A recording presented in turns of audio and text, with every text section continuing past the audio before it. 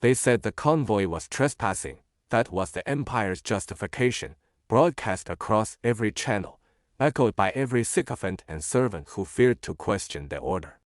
43,000 humans, engineers, colonists, children, all gone, in a flash of imperial blue fire over the mining belt of HFY Prime. The fleet that did it called themselves protectors of stability. They called it a demonstration. The galaxy called it justice. But on Earth, there were no words at all, and the footage spread fast, grainy, intercepted from imperial channels, the screams of civilians silenced by vacuum.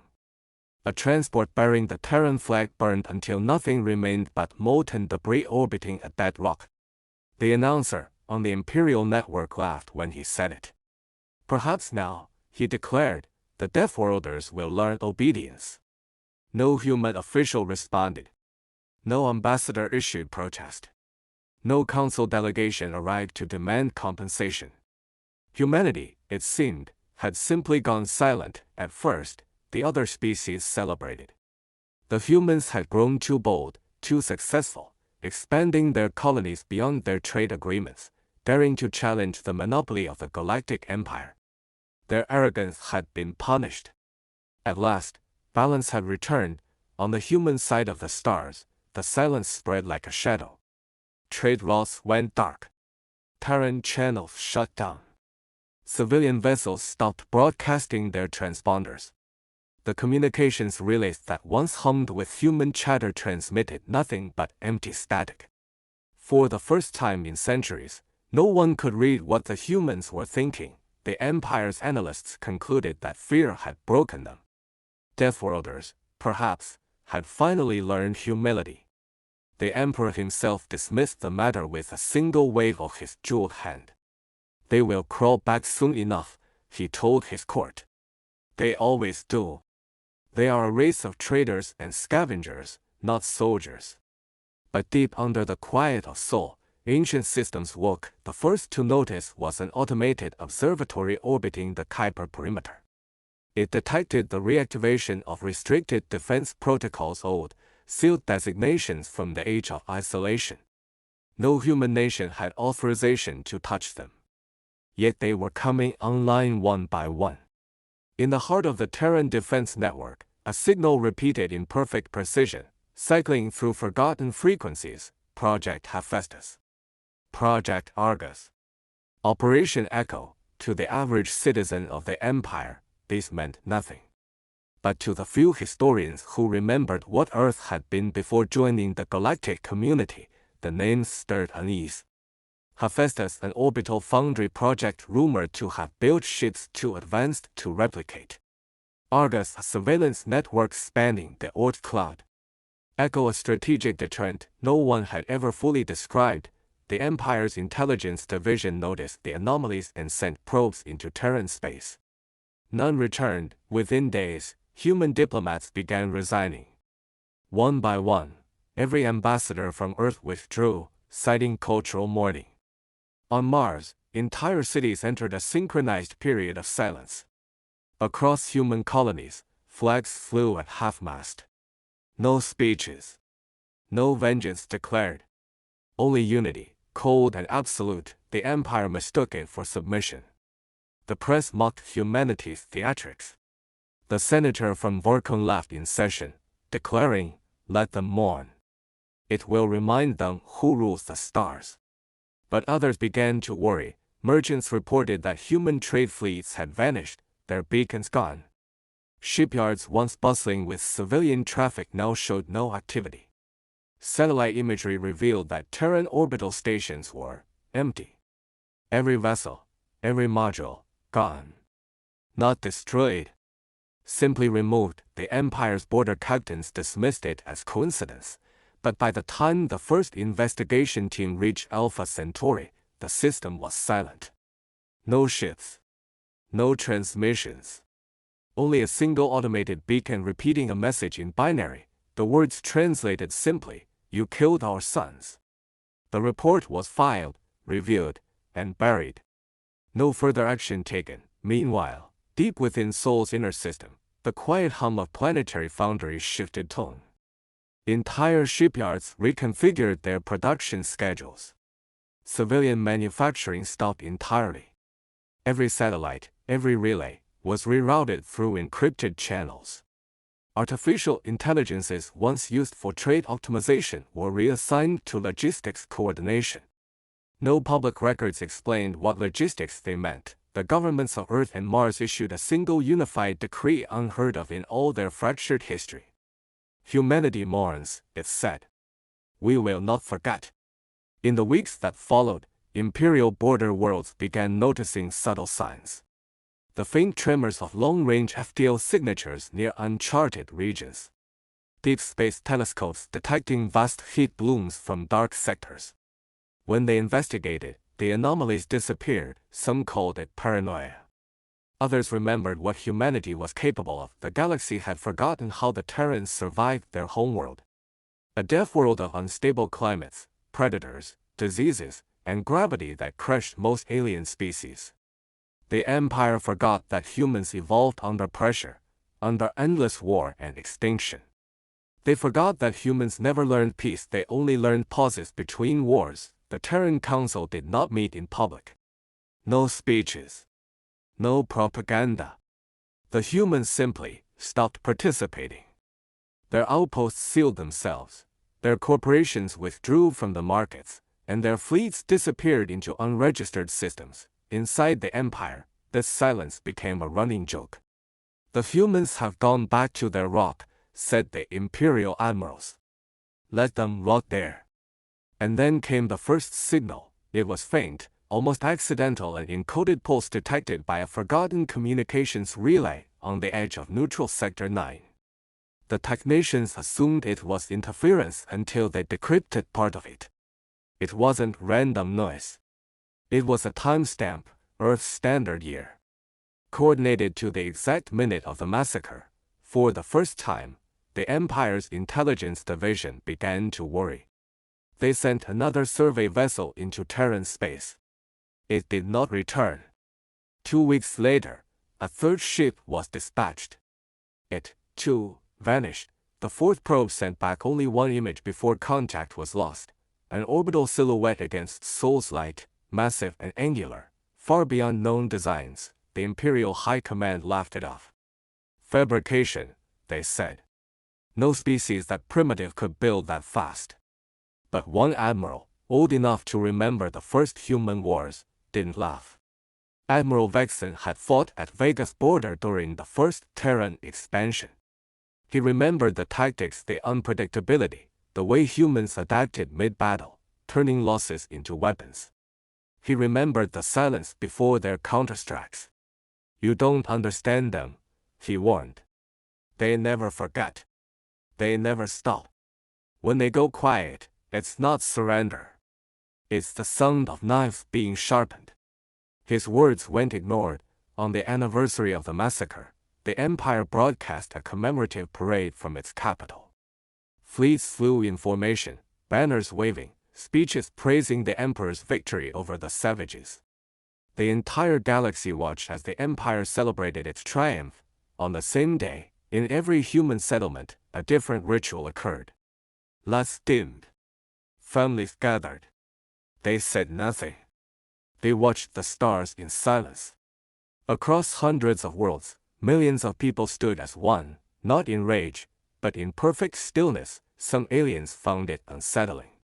Others pitied them.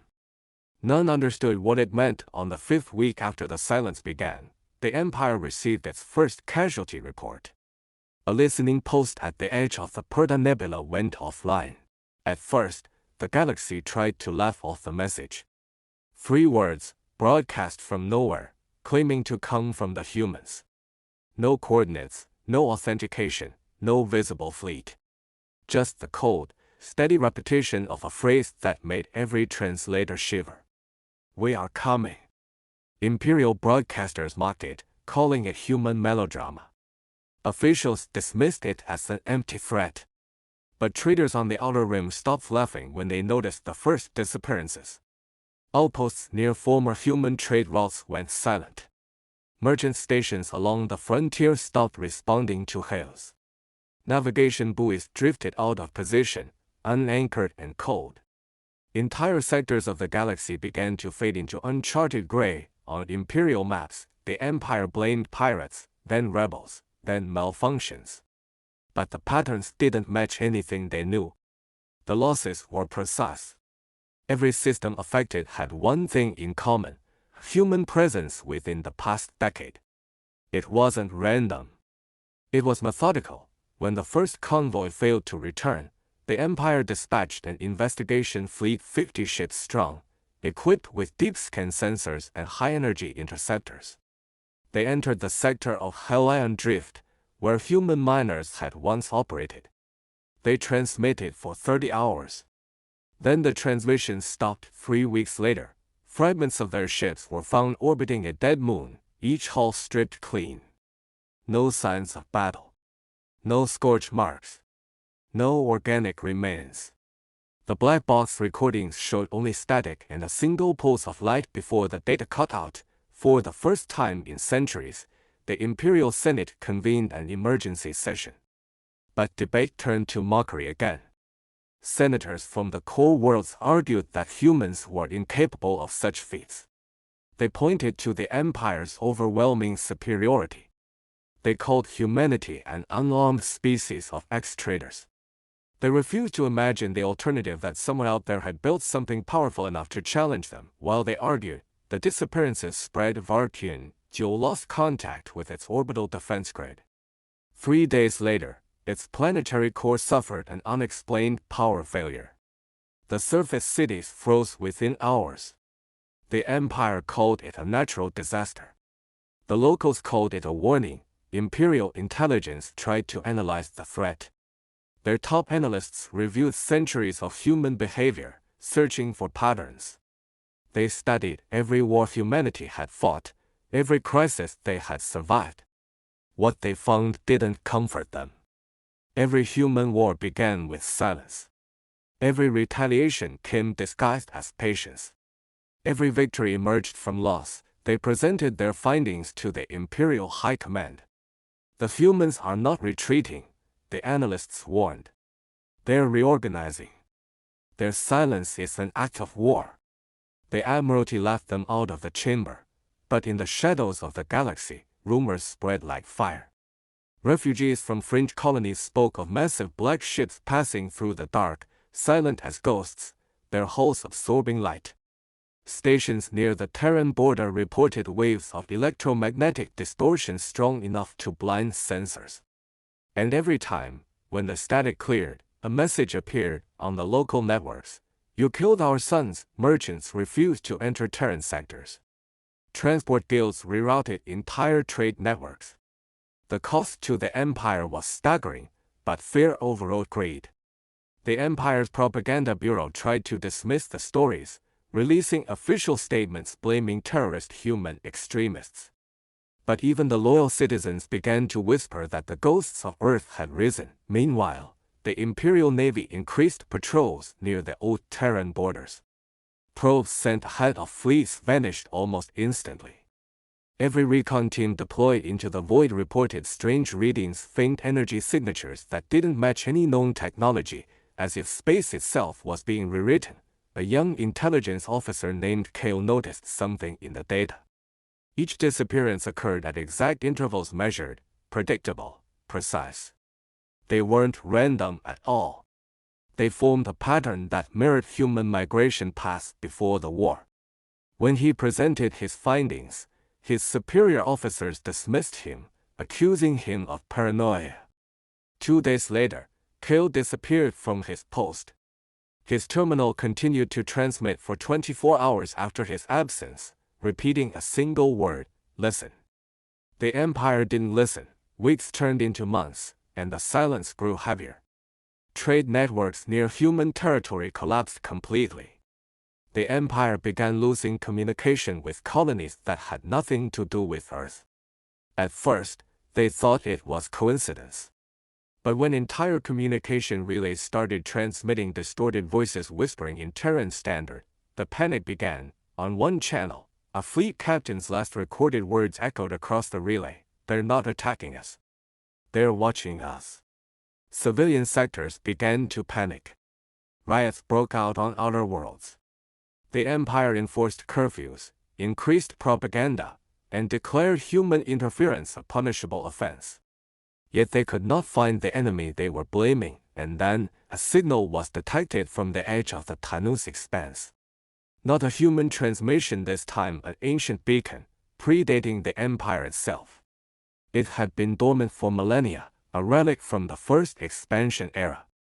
Somehow, it had been reactivated. The coded signature matched Terran encryption. The scientists analyzing it uncovered a single line hidden within its data stream. Phoenix will rise. The phrase spread through the intelligence networks like a virus. Operation Phoenix. It appeared in classified Terran archives before first contact, but the files were sealed even from the highest-ranking officers. Speculation ran wild. Some said it was a fail-safe weapon.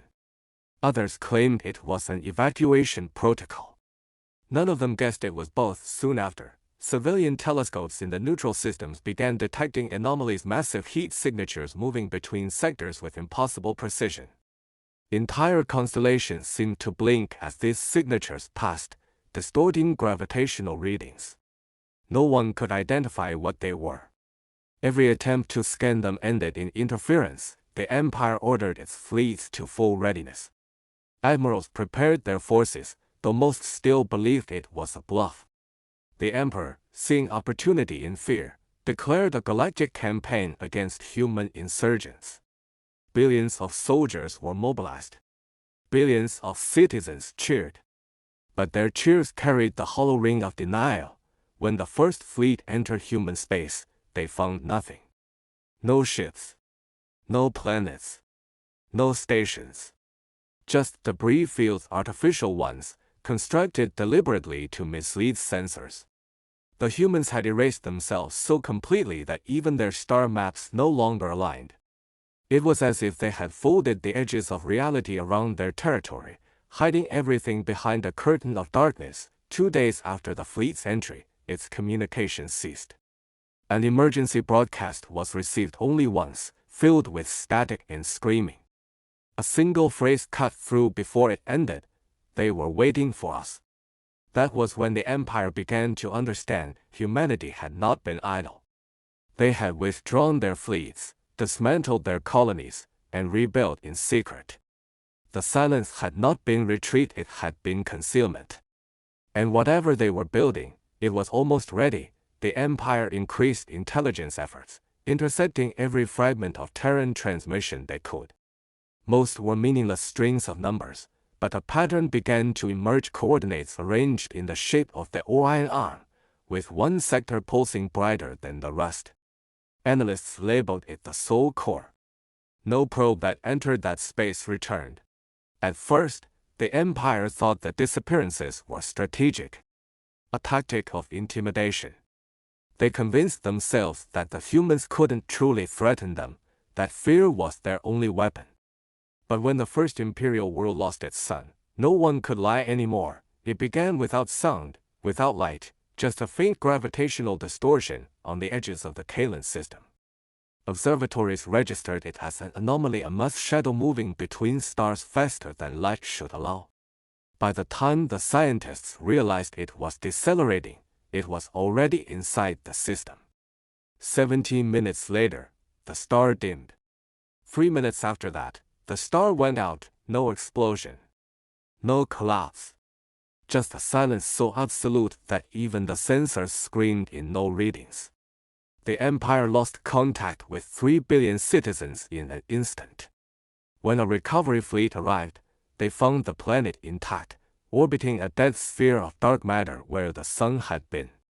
Etched into the moon's surface in precise orbital burns were words written in Terran standard: "For our sons." The Emperor called it an act of terrorism. The scientists called it impossible. But the admirals said nothing, because they understood what it meant. Humanity was no longer playing within the rules of physics the Empire had built its empire on. They were rewriting them. Across the galaxy, systems began to fail. Communications blackouts rolled across sectors like tides. Fleets deployed and vanished. Patrols reported enemy contacts that sensors couldn't lock onto. Weapons fired into empty space, hitting nothing but shadows that flickered and reappeared elsewhere. The first confirmed visual came from an Imperial battleship over Empyra Prime. Its captain recorded a silhouette emerging from a distortion field, massive, angular, its hull covered in shifting plates that absorbed radiation. It wasn't just a ship. It was architecture, alive and intelligent. The captain described it as a cathedral of war. Seconds later, the transmission cut out. Within 24 hours, 22 systems had gone silent. The Empire tried to rally. They called on every ally, every conscript world, every soldier. But the moment they activated the command network, it crashed. SolNet, once dismissed as myth, was fully active now, overriding every Imperial relay. The Empire's ships began receiving orders from nowhere, conflicting commands that turned fleets against themselves. AI cores screamed in binary feedback loops, trying to process contradictory directives. Some ships self-destructed. Others simply stopped moving. Then came the human broadcast. Not a threat, not a speech, just a message repeating, on every Imperial frequency, spoken in the calm, steady tone of an ancient voice. You were warned. We asked for peace.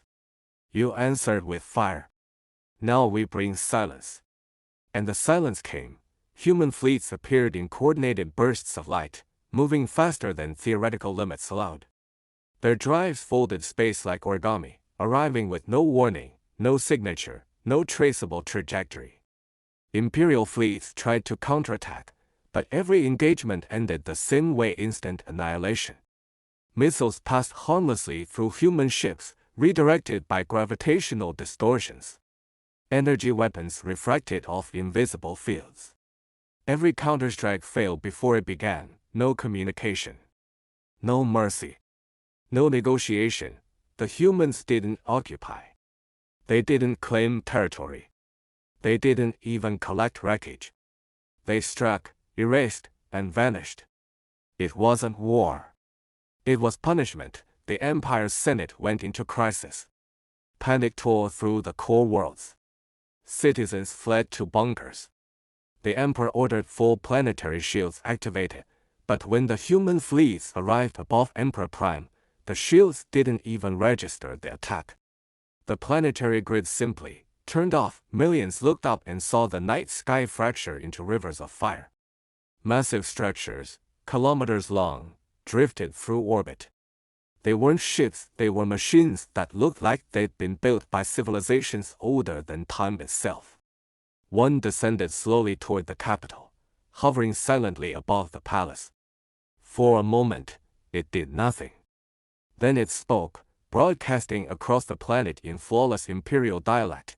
You killed our children to remind us of our place. This is your reminder.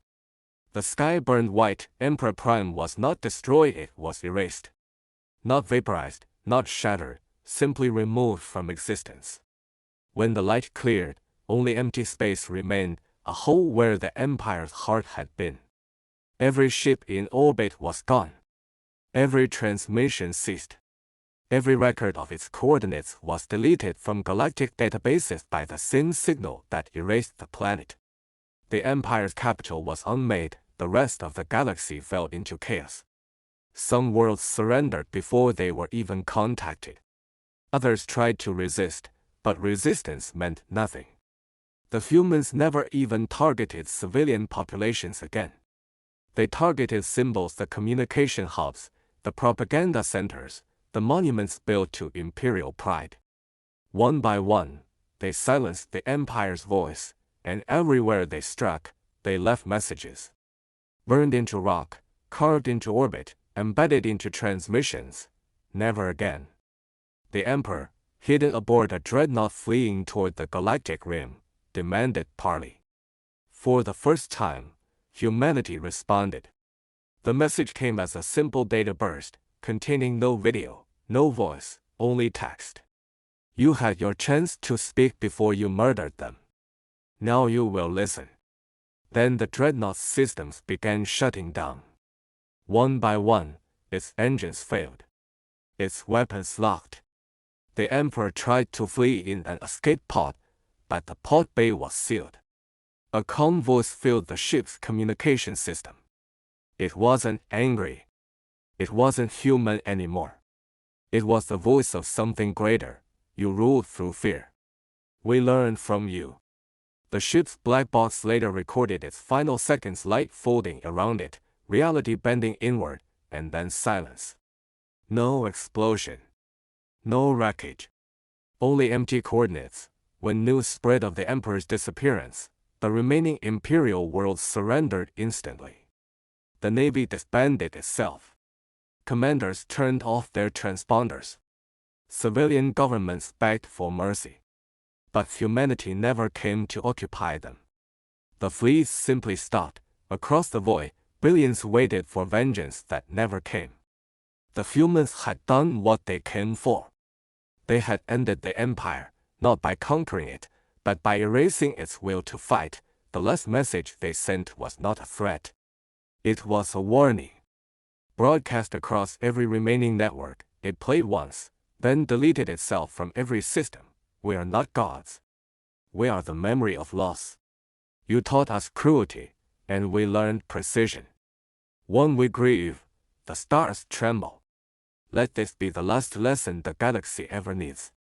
And then, as before, came silence. The Terran fleets withdrew beyond known space, into regions no one dared follow.